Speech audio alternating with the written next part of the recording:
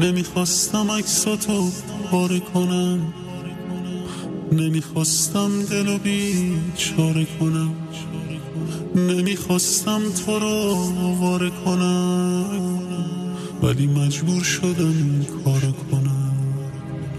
ولی مجبور شدم این کارو کنم. نمیخواستم تو بیفتی از چشام، نمیخواستم بمونی بازم به پا، نمیخواستم ببینم اشک تو